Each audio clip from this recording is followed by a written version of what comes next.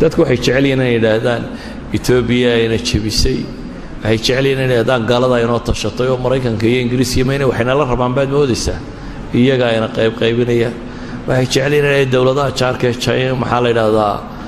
Kenya iyo kuwan bayna baabiyay waxa ka jiraan runaa isu sheego innaga isjabinay markaynu jabnayna waa laynaga faa'iidaystay waana sida caadiga bini aadamku u fakaro Ethiopia maxad dantaada u raacatay soo doqonnimo ma aha inaad la timaado meesha Ethiopia maxad dantaada u raacatay waa doqonnimo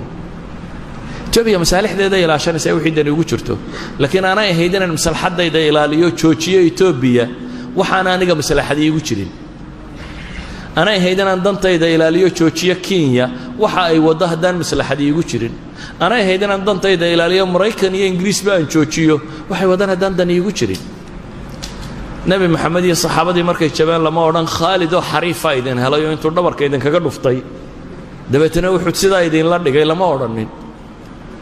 markay jabeen markay iyagu taktiigii nabiga khilaafeen ayuu Khalidna godololada arkay dabeetana uu ka faa'iideystay Khalid oo gaala ayaa wuxuu arkay godololada dabeetana meeshii dalosho ka soo dhacay dee muslimiintu tarab u dhigay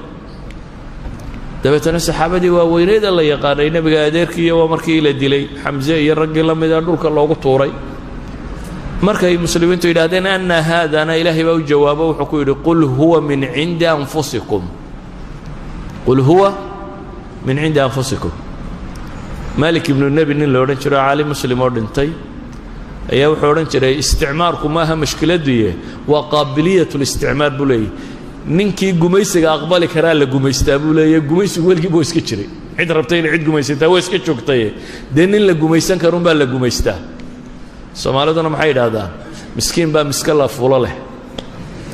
markaad miskiinka noqoto ayaa dadku ku kooraysanaya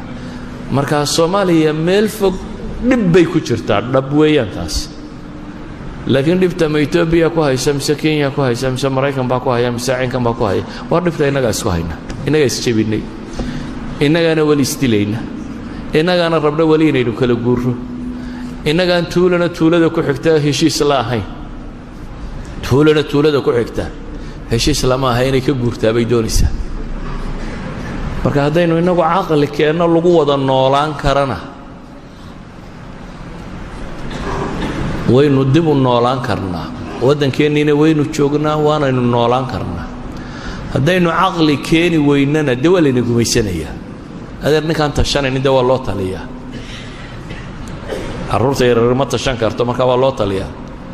reer galbeedku waxay yiraahdaan dunida badhba wisaaya u baahan isma maamuli karaan in la maamulo u baahan marka ergeyga jimciyada quruma ka dhaxaysa la inoo soo diraya sidoo inoo la eego balinaynu ismaamuli karra iyo waxaynu gaadhnay inay wax saxayeen iyo dhaqaalaha inuu baahnay in kolba barino dhaano askartiina wax ma yeelin qoladaasina wax ma yeelin oo la yiraahdo fanka la idinku daraya projectka sanadka dambe EU da idinku daraysa ama USAID baa la idinku daraya warsi cidina kuma noolaato dadna laguma noqdo warsi cidina kuma noolaato dadna laguma noqdo warsi masaakiinta ku dhargi lahayd hadii cid ku dhargayso miskiinkan yaa la waxsiyeedun haya imisuun buu lahaa yaa la waxsiye marka waxaan uga jeedaa Soomaaliya waa burbursantay dhibina way haysataa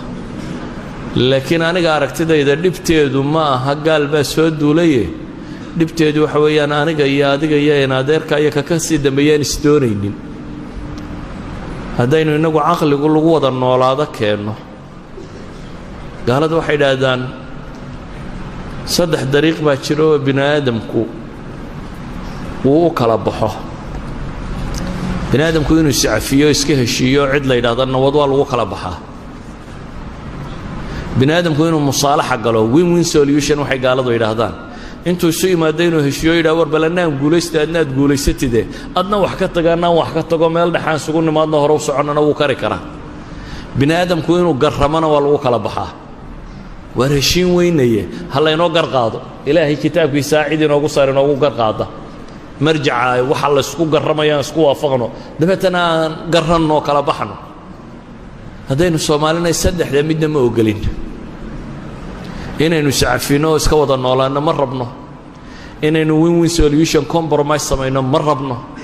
inaynu garanno ma rabno laakiin maxaynu rabnaa inaynu ismuquunino inaynu weli rabnaa caqligu inuu shaqeeyo ma rabno weli waxaan rabnaa in muruqu shaqeeyo maalinba ninkeenna waxoogaa dabaabado yaro rooni inta kale inuu yidhaahdo ma idinkaa wax sheegi karaa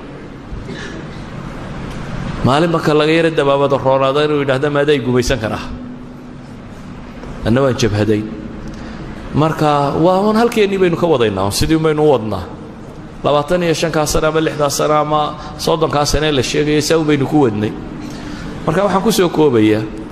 gaallayna ma haysto cid kalena ma haysatay inaga haysanee haddaynu inagu caqli keennana waynu jiri karnaa haddii kalena dee waa laynoo talinayaa ee aqbalaya in laynoo taliyo waxba Itoobiya ku xagxaganina ama Maraykan xagxaganina in laydin taliya aqbala wallahu a'lam